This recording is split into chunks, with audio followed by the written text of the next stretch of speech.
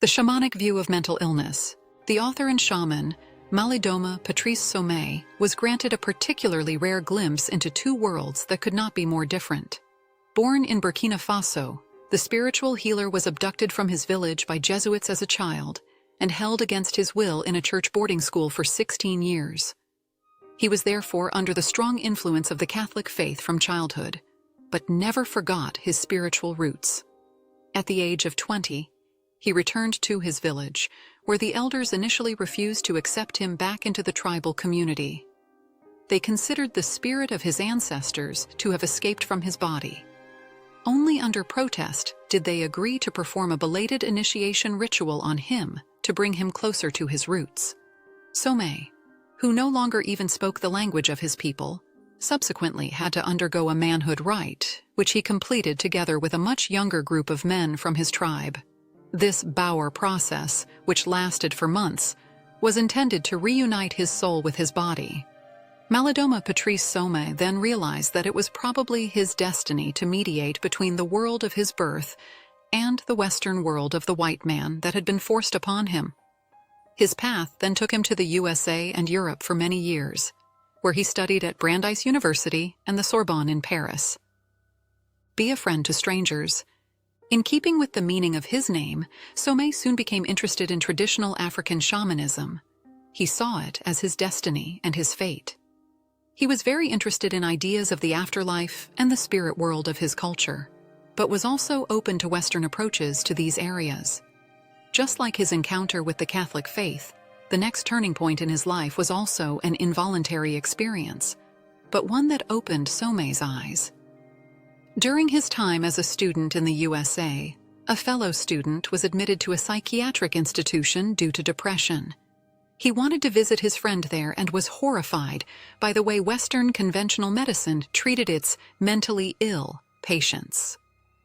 On his first visit to the institution, the shaman realized that no one there really differentiated between the patients and their symptoms. There were exactly 3 different treatment methods that seemed to be sufficient for all clinical pictures: the straitjacket, heavy sedatives, and leaving the helpless to their own devices and their delusions. Malidoma Patrice Somé was familiar with most of the symptoms that the patients displayed from his village in Burkina Faso. There, however, these people had a completely different status than here on this siding of society: healers and enlightened people in straitjackets. After these impressions, Dr. Somé took time to study the treatment of the mentally ill in detail, according to Western tradition. Thanks to his shamanic abilities, he realized that the institution was not primarily dealing with the insane, schizophrenics, paranoids, or people with obsessive-compulsive disorders, but rather with people who would have been treated with great respect and reverence in his tribe. There, psychological symptoms were regarded as a clear sign that the spirit world was trying to speak through these people. The afterlife used this group of people to make contact with the here and now. What was classified as delusion and hallucination in the USA and Europe was considered clairvoyance and the reception of important messages from the ancestors in shamanic folklore. What psychiatry believes to be madness has the following background for a shaman.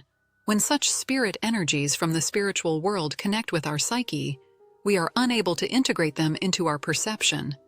Most of us would find it difficult to even recognize them as messages from the beyond. We are overwhelmed, frightened, and scared to death by this powerful energy field that suddenly bursts upon us. Without recognizing the context, and especially without the necessary support of a spiritual healer or shaman, this person goes insane. The strongest mind cannot withstand such a knocking from a completely alien dimension if there is no professional help on hand. A shaman always sees more. During his stays in the psychiatric ward, Dr. Somé not only recognized the helplessness of the patients, the uselessness of the psychotropic drugs administered to them, and the excessive demands on the staff. His second sight could clearly perceive beings circling around the patients. These spirits or entities intensified the agony of those affected, as they tried to merge with their perception despite being given medication. The apparent delusion, screaming, and resistance to any kind of intervention was thus only intensified. According to Dr. Somé, the doctors and nursing staff only contributed to the rapid deterioration of the patient's condition with their well-intentioned therapeutic measures. If these people were not imprisoned in a Western mental hospital, but lived as tribal members of the Dagara tradition of the people of Malidoma Patrice Somé, they would have the full support of the community to face their demons, the sensitive and hypersensitive as preferred hosts. According to Dr. Somé, it is generally not easy for spirits to be noticed by the living. It takes them a lot of strength and effort, and many attempts to penetrate their consciousness. They take the path of the subconscious, as less active defense mechanisms are used here. Among his people, sensitive people are considered particularly susceptible to being haunted by spirits. In the Western world, we speak of hypersensitivity, which makes it easier for spirits to push open the doors to our world. Western culture makes it impossible for the weaker to survive in it, says Dr. Somé. In his opinion, there is even an overload of culture in the West, which at some point pushes the weakest to the limits of their resilience. The apocalyptic pace of our everyday lives and the constant sensory overload can be simply overwhelming for hypersensitive contemporaries. Competitive thinking and constant comparison with others also contribute to this mental overload. What do we learn from this observation? It would be wrong to say that everything Western conventional medicine, which specializes in psychiatry, does is a step into the void. With the observations and assessments of a shaman like Malidoma Patrice Somé, two worlds meet that could not exist in the other. A tribe living in poor conditions in a modest village in Burkina Faso needs a different perspective on how to deal with the mentally ill. Here, the social aspect probably plays a greater role than the religious or spiritual.